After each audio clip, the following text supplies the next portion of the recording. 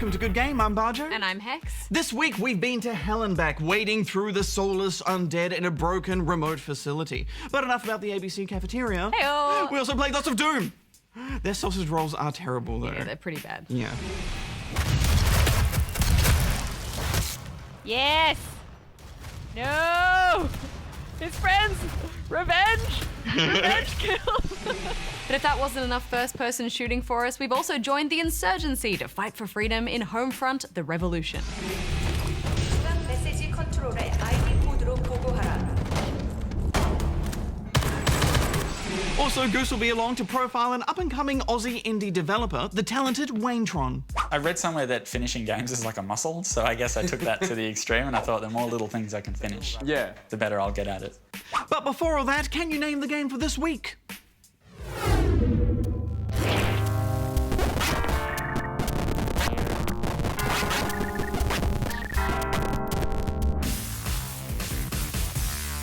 Homefront is about fighting an oppressive, invading force on your own turf. It's a resistance, an uprising, a revolution. So, what do you say, Brady? You're gonna stick with us, huh?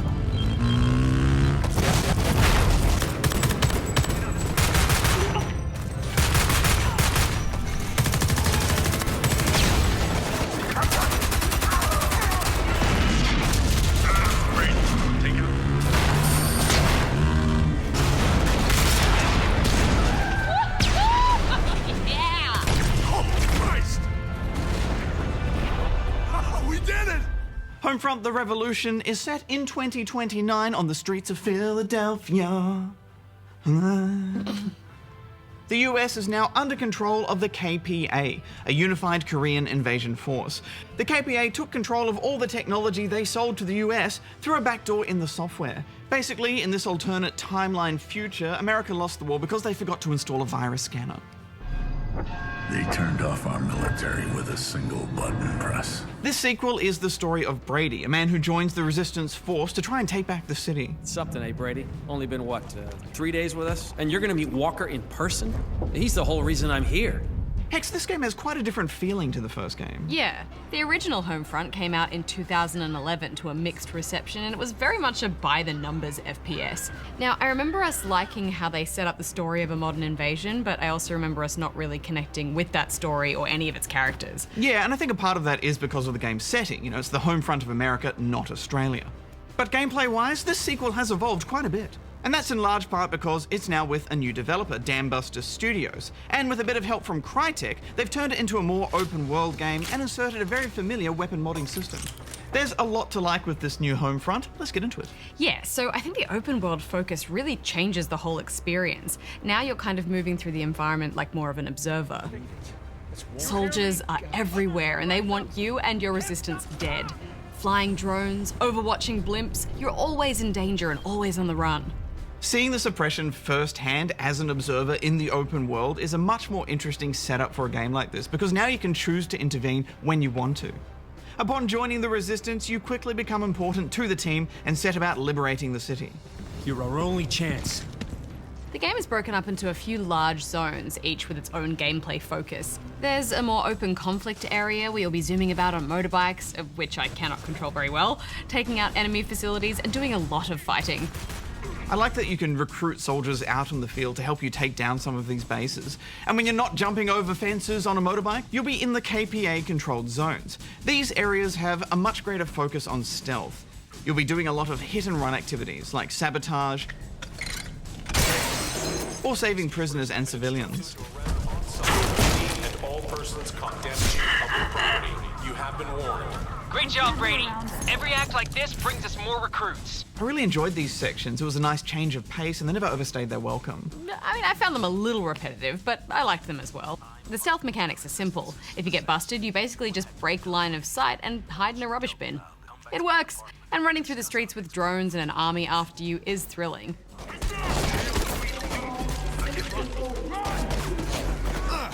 You're pretty weak though, and death comes swiftly. Especially if you haven't spent time doing side missions so that you can upgrade your gear. Those upgrades are a bit pricey though, aren't they? $500 for knee pads? Inflation, I guess. Yeah. It's a great feeling when you do take over one of these zones though.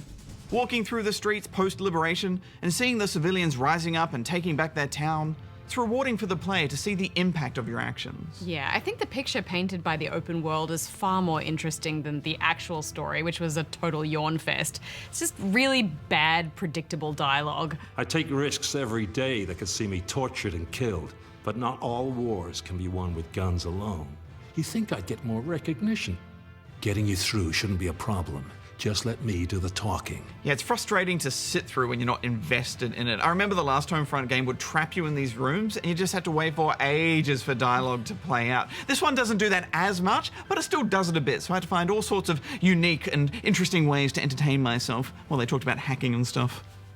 It's not on any of the pre-war maps, so the Norks don't know about it. Now, we all know finding a Goliath isn't hard. You think this is the time to be tinkering with Joe lying there shot? Hey, don't you think I feel it too? Spencer... In his apartment. Probably locked away knowing Sunderland. This is the boot that's gonna kick the KPA's ass. And part of that involves arranging the delivery of military hardware. One course of action. We have to eliminate him and destroy his evidence. You can hover all you want. It's not gonna make this go any quicker.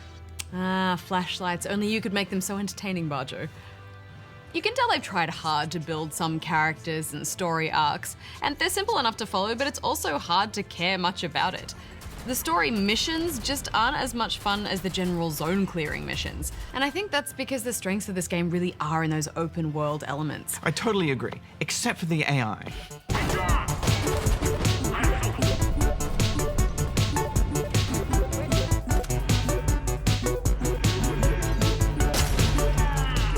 Hex, I do not believe that this army was smart enough to invade. Yeah, it's pretty bad. And you can see how the game struggles with the stealth mechanics too, and that just pulls you out of the moment. Even so, I really enjoyed this gunplay. Keep fighting. Where the is our backup? Where the is Paris? It's still satisfying. Cover is really important, so the shootouts get intense quickly. And I loved the on-the-fly modding and customizing of your weapons. The menu system on PC seemed a little unnecessarily fiddly, but watching mods slide on and off was just cool. It's a good gear selection too, and yeah, the guns handle well, but I was also really impressed with the parkour system, Barjo. Besides a few windows I struggled to get through, climbing and mantling works well, and parkour puzzles are a big part of liberating zones throughout the game. Some of the gadgets seemed a little underutilized though, like those hacking RC cars. I never really found a good use for them.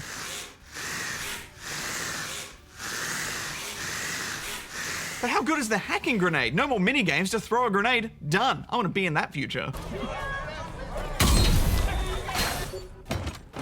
Before we wrap up, onto multiplayer. There's no versus mode this time around, but there is 4-player co-op. It's an objective-based mode and surprisingly deep. You build a character from scratch, so it's old iron sights for quite a while until you get enough cash to start customizing. There's a lot to unlock and play with as you approach a variety of maps, each with different goals and scenarios. I just stabbed a guy in the eye. Good job. Because that's what I do, Barjo. That's what I do. Here. But I'm hacking right now, so you him. take care of He the burned. stuff. Well, oh, I see. You set him on fire. Yeah. I love how the first thing you do in multiplayer is pick a backstory occupation, such as pharmacist or receptionist. I'm a pharmacist. What's a stevedore? That you should definitely be a stevedore. 4 generations of your family worked on the docks. Through good times and bad. Now the docks are just piles of scrap and rubble. Someone's gotta pay. It suits this civilian taking up arms warfare. And it also gives you some perks. There were so many random ones, weren't there? I mean, there was one occupation you could choose that was, I think, personal shopper. And I was like, how is that going to apply to this environment? But it turns out because you're so good at picking clothes, you could pick ones that were more damage resistant. Makes sense. And didn't you go with Dancer, who was more agile? Yeah, she was supposed to be more agile, but she wasn't really. No. Well, she didn't feel it anyway. Guess it depends what kind of dancer. KPA so they can I feel like extract for a from the zone dancer, I safely. run pretty slow. About time reinforcements were sent! Much like the single player, you go down very quickly. And we were playing this before the game was actually out, so it was just the 2 of us, and the game feels like it really is designed for 4 players, so that made reviving tough. Yeah, but it also didn't help that you had your camera phone out like half the time. Yeah. Stop taking photos! Documenting the atrocities of our poor gameplay work. X. Yeah. Smile. Are you taking a photo of me? You're so close! No, there's a guy with a gun, Roger! Didn't even save the photos I took as screenshots, Hex. What a waste of time. Hang on. Hex, turn around. I'm trying to take a photo. Smile. Hex. Oh, shit! Smile. Smile. What I like most about our brief time with the multiplayer was the setting. It's a war-torn environment, and you're running around trying to survive, scavenging for mats. It was just really interesting. Overall, I liked this Homefront much more than the last game. Yeah, I mean, I think I liked it a bit more, but there are still quite a few rough edges. Oh yeah, it's got its flaws, but that core gameplay is so fun. Yeah, the open world inspired some pretty good design, and I was so pleased to see so many women about. You guys totally stormed it. Previously, they've just seemed to have all died out in military or apocalyptic games. But Homefront's progressiveness sort of stops there. I mean, in the end, I just couldn't really get past how dated a lot of the game felt. From that tired, bland story to the AI from 2005. Yeah, the engine is feeling a bit creaky. Like, the game actually looks really beautiful at times with lovely detail, but then you just can't push high frame rates. It struggles. It doesn't feel very well optimized. Well, what are you giving it? I'm giving it 3.5 out of 5 stars. Well, it's 3 out of 5 from me. There's dudes everywhere. Go, go, go. KPA reinforcements heading your way. Oh, I'm in trouble. Hey, up. I'm in Hey, trouble. Oh! I'm dead. I'm dead too. Oh no. I brought up my phone to take a photo of his face. Australian indie game development appears to be blossoming at an ever-increasing rate, so we thought it would be a good time to meet some of the up-and-coming talent. Here's Goose with the Sydney-based Waynetron. Hi. How you going? Nice to meet you. Come on in. Yeah, some people will accelerate the whole time. They'll just... That's how I was doing it. Ready? But I mean, the more skillful way to play is to release it so you can drop a bit if you need to go down. Okay. Like you can use accelerator. Who are you to tell me how to play this game? Just the guy who made it. That's totally normal. You're going to beat me, and then this will all be for naught. So Wayne, you're an indie developer who makes games under the title Waynetron. Yes. Tell me a bit about your games. I like to make simple games with a little bit of depth, something that you can pick up without instruction. Birdsketball's the latest. Okay, that's the one you're working on currently. Yeah, it's officially in beta, right? So it's not released. I've got the green light on Steam, so I can put it up very soon. Yep. But that's the latest project. And this is you doing this as just yourself, making a game from scratch? Yes, just me. I get people to help with the sound. How long have you been making games for? I've been taking it semi-seriously for maybe 6 years, but I've been making things that people can play since maybe I was 10 or 12. Really? Yeah. Was there sort of a moment that you're like, right, I'm starting to take this more and more seriously, like I'm classified as an Aussie dev now? So the first release game was Words with Monsters, which is a role-playing word game. I think once I released Words with Monsters, I considered myself an indie dev. That seems to be a good point, like once it's official and you've made a few dollars. What draws you to making simple games? Like, is it because it's a one-man team, or is that the stuff you'd like making regardless? It's more fun. You go through the ideation phase, and the initial development is really fun and it's exciting. And then once you get through that, there's like 80% left, which is really boring and it's a hard slog. Yeah. And if you're just doing simple games, then it's like half fun rather than 20% fun. But also just experimenting with different game types. I do a lot of the game jams. Okay, right. So that's sort of an environment to come up and experiment the whole way through. So it's just making a game in a weekend, which is perfect for somebody who has a job. You make a game, it's a funny little idea, and it either works or it doesn't. And if it is good, I'll keep making it. If it's okay, then I'll make another one. So how many games have you actually made? A couple dozen jam games. Really? I'd say, and maybe another couple dozen prototypes that never were finished. I read somewhere that finishing games is like a muscle, so I guess I took that to the extreme and I thought the more little things I can finish, the better I'll get at it. Smaller indie games are definitely taking off in Australia. Has that been encouraging as you've been making games in the last sort of 5 or 6 years? Yeah, definitely encouraging. It's also terrifying, the amount of games that are being released. It's exciting as well because it's achievable. You see all these games and you think, oh, that was done by one person, that was done by 2 people. I can totally do that. I can put a game on Steam, which I think is pretty crazy because I've always thought of Steam as like the gate for AAA games. Yeah, right.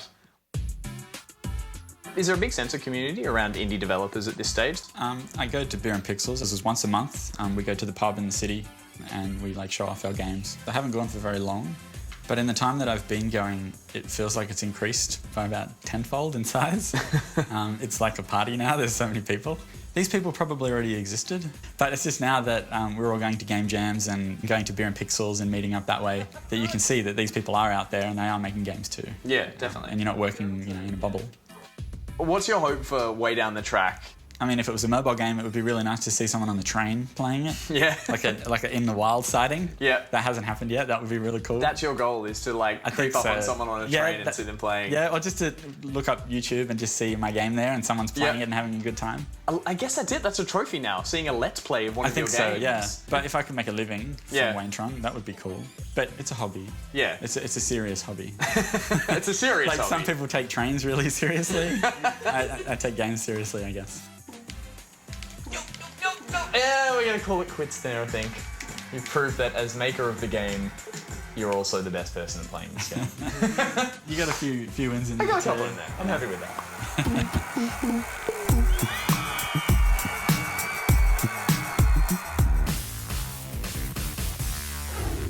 Die, die, die, die, die. Hey Hex, do you want to go down to studio and do the Doom review? Yeah, why not?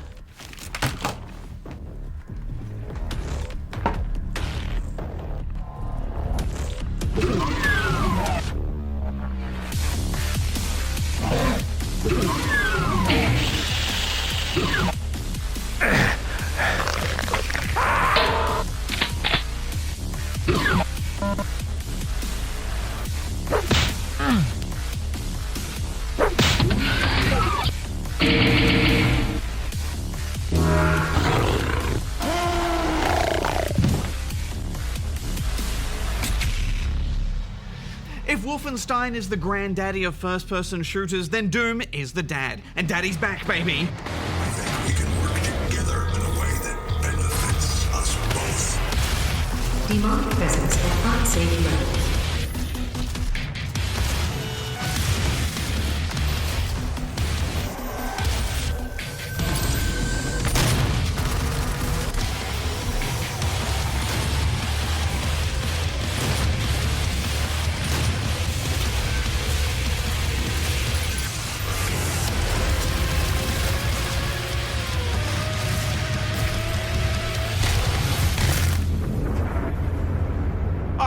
Oh Hex, the level design, the monsters, the weapons, the twitchy controls, the side strafing. Within minutes, I was a kid again, playing Doom for the first time.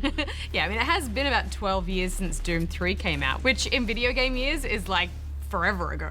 So of course, they've done the only responsible thing they can do when they haven't released a game in a long time. They've done a good old-fashioned reboot, and you can tell it's a reboot because it doesn't have a number at the end of the name. Well, let's start with the campaign because it throws you straight into the nightmare. You, the ever-silent protagonist, wake up on a slab somewhere on Mars, and no surprise, things have quite literally gone to hell. And within seconds, you've crushed your first skull, grabbed a gun, and donned your armor. Then you meet Space Bane over the intercom, who offers to help you resolve the situation. Welcome.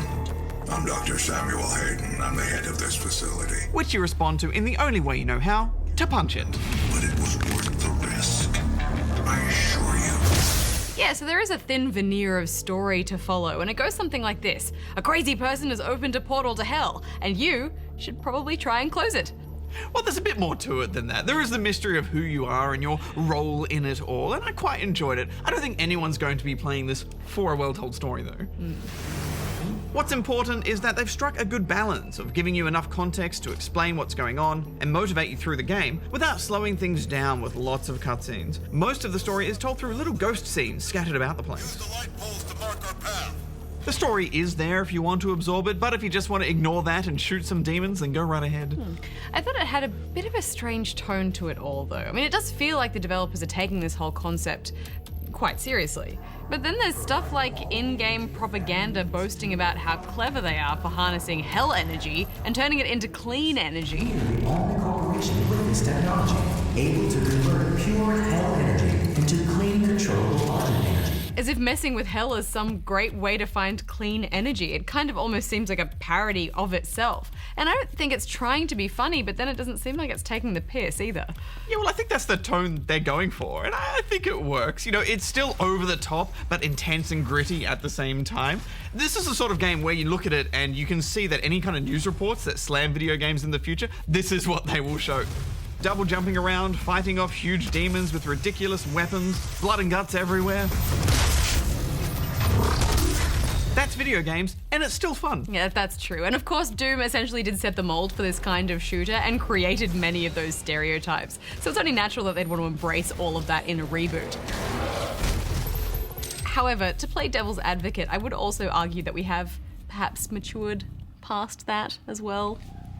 I don't know, I think this is mature just in a different type of way, you know, in its focus, right? Because rebooting an old game like this is hard. It rarely works. So they've gone for this classic old school shooter, and I think there's a space for that in the gaming scene. In the zeitgeist. In the zeitgeist. This is so old school. You know, there's no recharging health, and you can hold an entire arsenal of oversized weapons somehow. I like how you've got to keep moving and shooting, trying to grab a few bits of health and armor to scrape by, or find the odd power-up like quad damage or berserker, which turns you into One Punch Man.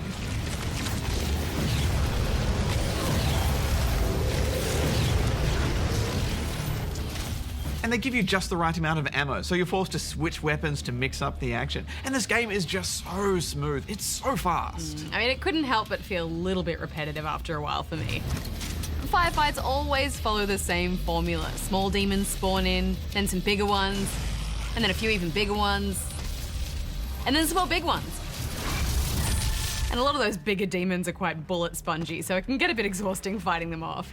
Yeah, but you know, it's all on purpose, right? This isn't like the Wolfenstein reboot where they really focused on storytelling and characters, and they absolutely nailed that. Here they've chosen to embrace the old school. And I get if you don't have the nostalgic connection to it, it's not going to be for everyone. Also, there's a much broader set of enemies than most shooters, each with their own weaknesses and tactics to consider. Levels are well designed, with lots of different paths to take and secrets to find.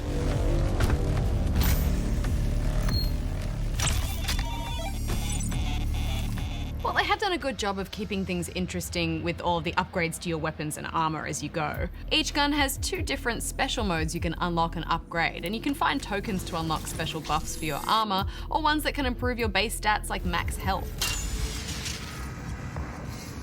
These are just small tweaks to that Doom formula that give you a bit more to do. And the drip feed of weapons is good too, so by the time you get to a room full of tough demons and you don't feel like picking them off one by one, just get out the BFG.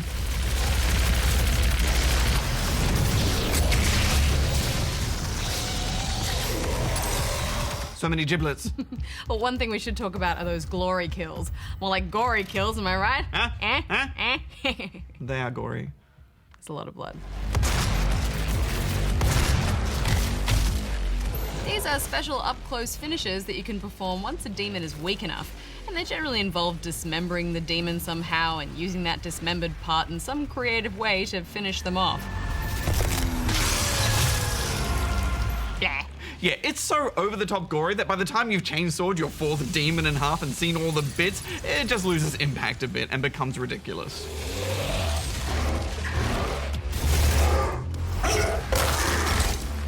Now, that may be so, but I think it's still glorifying the violence to a degree that's a little bit too distasteful for me personally. I mean, how different is it from just mowing down zombies with a machine gun?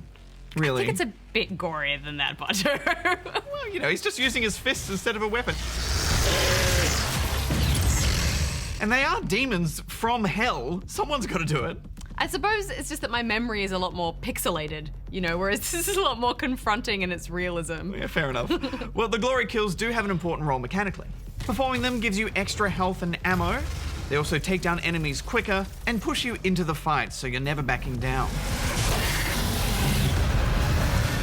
And that's good because hiding in the corners won't save you here. I think they happened a bit too frequently though. It was almost every single enemy I could finish off that way, and I think if they'd been less frequent from a gameplay point of view, that would have worked much better. Overall though, I really enjoyed this campaign. I think it hit all the right Doom notes that I wanted it to hit.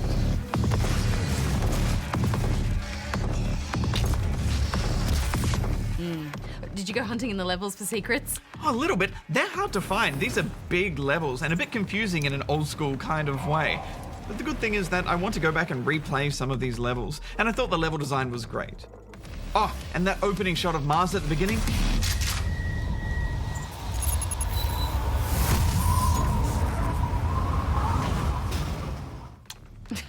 Well, let's move on to the multiplayer, which, you know, got savaged by people during the beta, didn't it? Yeah, that's pretty standard for a beta though. But I think people were looking for that, you know, old school Twitch arena shooter from the days of yore, and it's not really that. There's a lot of modern touches that might not sit well with old school fans. Yeah, like how weapons don't spawn into the map and instead everyone just picks loadouts to spawn with. Or the fact that rocket jumping isn't really very effective. Or that rockets aren't that effective, full stop. Somewhat minor things for some, but disappointing for fans. I'm not sure if I actually like this multiplayer overall, Hex. Firstly, there's no server lists, it's all matchmaking, and that always makes me sad. And secondly, where's my free-for-all mode? It's all team-based. Well, they have said they're going to be adding more playlists and modes in the future, so... The future is in the future. What about now? I want to play Arena now. And chase those frags, Hex.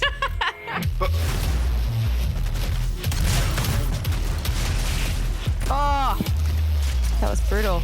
It was also very hard to find players and games outside the most popular modes, Team Deathmatch and Domination, a capture the point mode.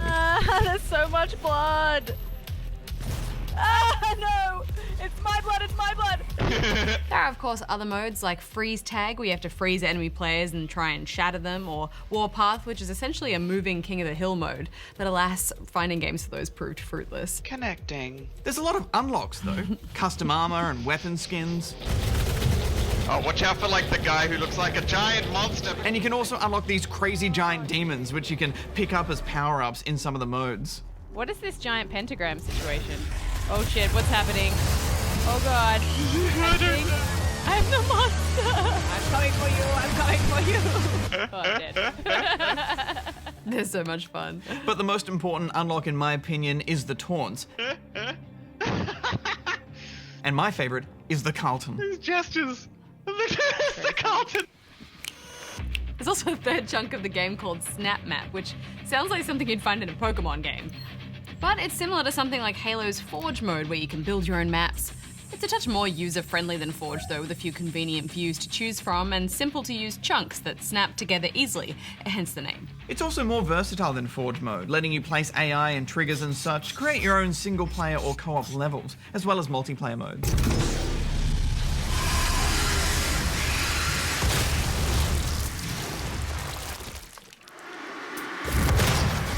Everything in Snap Map is limited to 4 players though, so you'll only be able to create smaller custom game types.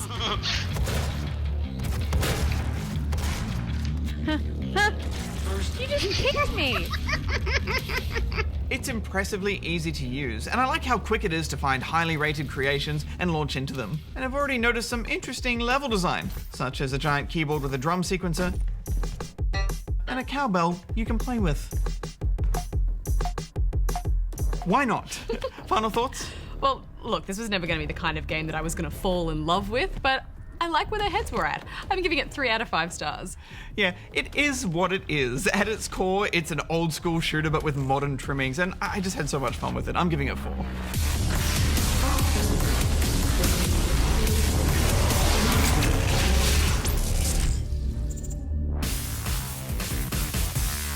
So did you name the game for this week?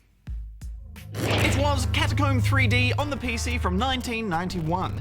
This early first-person shooter pioneered texture mapping, the method for applying surface detail and color to a 3D model.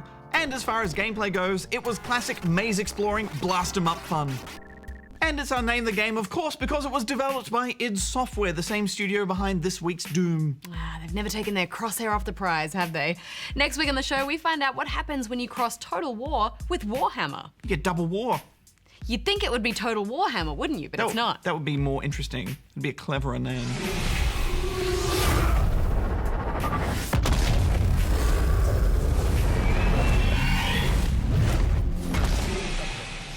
And we choose between 2 armies in Fire Emblem Fates. Norian General, you face the High Prince of Hoshido, Ryoma. I challenge you! Don't forget, we have our daily show, Good Game Pocket, hosted by Nick Boy, which you can find on iview and YouTube. And our esports show, Well Played, hosted by Hingers, and you can find that there too. River! We are the Good Game conveyor belt of awesome gaming content. Churning it out each week, Hex. Until next time, Barjo out. Hex out. Go to the ball. I want it so bad. Die!